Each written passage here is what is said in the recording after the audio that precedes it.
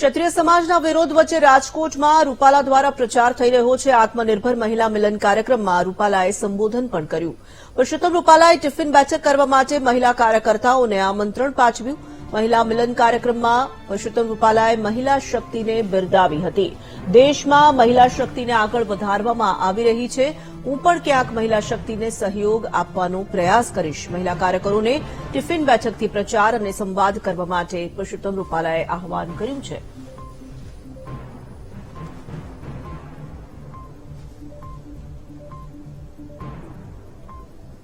ચૂંટણીના કારણે હું આપની વચ્ચે છું, પણ હું જાહેર જીવનમાં વર્ષોથી કામ કરું છું।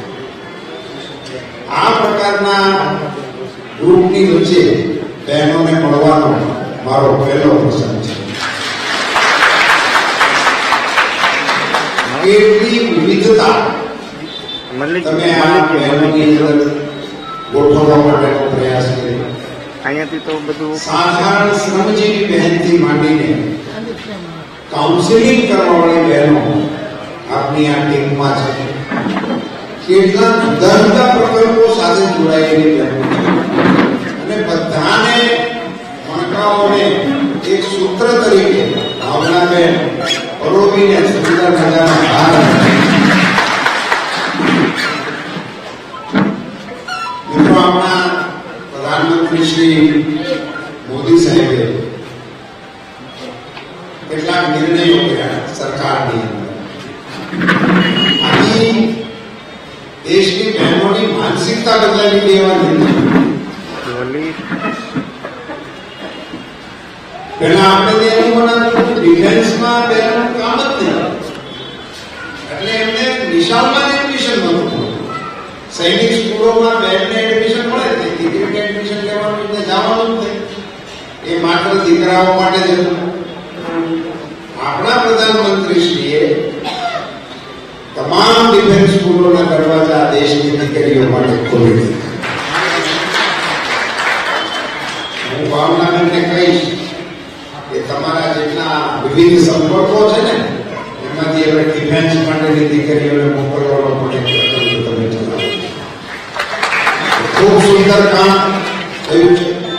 તમે કદાચ 26મી જાન્યુઆરીની પરેડ જોઈએ છે, આ વખતે ન જોયું હોય તો પહેલો એક વખત ફરીથી એને મીડિયાના માધ્યમથી જોઈ ગયો।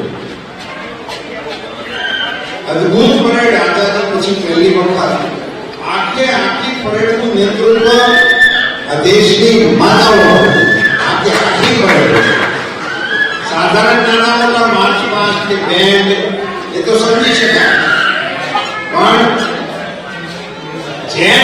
જેને ઉડાવ્યું એના પાયલોટની નામની ઘોષણા થઈ હતી, પણ આપણી બેન એ જેટ પાયલોટ બન્યું। એટલે આવી બધી અદભુત કામકાજ ની અંદર બહેનોને જે પ્રમોશન મળે છે। અહીંયા આત્મનિર્ભર બહેનોની પ્રવૃત્તિ અંગે ભાવનાબેન બોલતા હતા। સેલ્ફ હેલ્પ ગ્રુપ ની રચના મોદી સાહેબે શરૂ કરી અને કોન્સેપ્ટ આપ્યો કે 10 બહેનો ભેગી થાય, પોતાની નાની નાની રકમની બચત કરે, એની સામે બેંક એને એટલા પૈસા આપે અને એમાંથી પછી વ્યવસાય કરે તો એ અરસપરસ રકમ વધતી જાય। અને એવા સેલ્ફ હેલ્પ ગ્રુપો સમગ્ર દેશની અંદર મોટા પાયા ઉપર ઉભા કરવાનું કામ પ્રથમ વખત મોદી સાહેબે કર્યું। બહેનોની આ સભામાં એક રહસ્ય પણ આવેલું છે કે સેલ્ફ હેલ્પ ગ્રુપ જે છે ને એ બહેનો માટે નથી। સેલ્ફ હેલ્પ ગ્રુપનું નામ છે, એમાં બહેનો માટેનું આ યોજના નથી, તો કોણ જાણે કેમ બહેનો સિવાય ભાઈઓ એમાં આવ્યા નથી। અત્યારે સેલ્ફ હેલ્પ ગ્રુપ એટલે બધી બહેનો નથી, માન્યતા એ ભાઈઓ પણ કરી શકે, એનું નામ સેલ્ફ હેલ્પ ગ્રુપ છે, પણ ભાઈઓ એમાં જોડાણાની બહેનો આખા દેશની અંદર એની અંદર જોડાણી અને અરબો રૂપિયાનો વહીવટ આજે સેલ્ફ હેલ્પ ગ્રુપના માધ્યમથી આપણા દેશની બહેનો કરી રહી છે। એ આપણા સૌ માટે ખુશીના સમાચાર છે। અમારું નવું પાર્લામેન્ટ બિલ, નવા પાર્લામેન્ટ પાર્લામેન્ટની અંદર બહેનોને માટેનો પહેલો એવો કાયદો મોદી સાહેબે વિધાનસભાની અંદર અને લોકસભાની અંદર રિઝર્વેશન આપવા માટેનો નિર્ણય મોદી સાહેબે કર્યો. આખા એ દેશની બહેનો માટેનો આ નિર્ણય વર્ષોથી માહોલની અંદર હતો, પણ મોદી સાહેબે એ નિર્ણયને અમલવારી કર્યો. મને યાદ છે કે આપણા નરેન્દ્રભાઈ મોદી સાહેબ મુખ્યમંત્રી હતા ત્યારથી એમણે બહેનોને કાળજી લેવાનું એમનું મુખ્યમંત્રી તરીકેના કાર્યક્રમોને આપણે યાદ કરીએ તો ક્યાંય દેશમાં નથી. પ્રસૂતિ પછી હોસ્પિટલેથી ઘેરે મૂકવા જવા માટેની ગાડીનું નામ ખીલખીલા છે. કોઈ રાજ્યમાં આવી એવી યોજના નથી.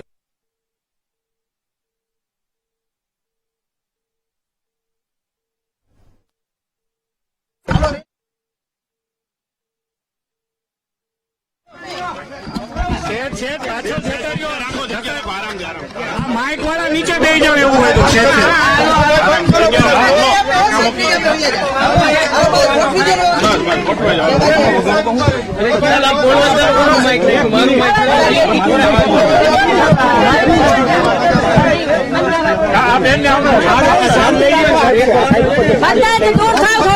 બધા મહિલા પરિષદ છે પ્લીઝ મારો ભાઈ છે થોડાક દૂર કર્યો થોડાક દૂર કર્યો ભાઈ થોડાક દૂર કર્યો મારા વાલા ભાઈઓ થોડાક દૂર કર્યો નહીં મારો ભાઈ છે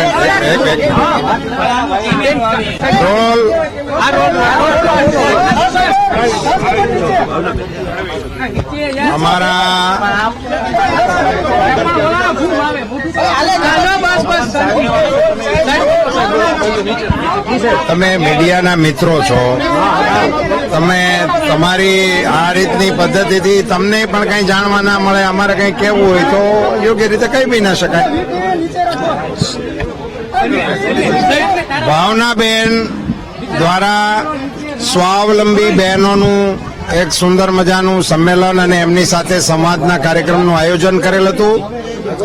આ આયોજન વખતે મેં એવું એમને જણાવેલું કે મારા કાર્યક્રમોમાં એક હું ટિફિન બેઠકની પણ મારી એક પ્રણાલી છે જે મેં ધારાસભ્ય હતો ત્યારે શરૂ કરેલી. તો મારા મનમાં એવી ઈચ્છા હતી કે આપની આ બહેનોની મિટિંગમાં આપણે ટિફિન બેઠક સાથે એ મિટિંગ કરીએ. એના ભાગરૂપે અમારા બધા આગેવાનો પણ ટિફિન લઈને આવેલા હતા, કેટલાક બહેનો પણ ટિફિન લઈને આવેલા હતા. એક પ્રકારે ટિફિન બેઠકની વ્યવસ્થા જે મારા જાહેર જીવનના કાર્યક્રમોનો એક ભાગ હતો એ તરફ સંકેત જાય એ માટે આજે અમે ટિફિન બેઠકના મંગલાચરણ કર્યા છે. ટિફિન બેઠક અંગેની વ્યવસ્થિત બેઠકો પણ આગામી દિવસોમાં બધા કાર્યકર્તાઓ સાથે મળીને અમે શરૂ કરીશું. આપ સૌનો ખૂબ ખૂબ આભાર.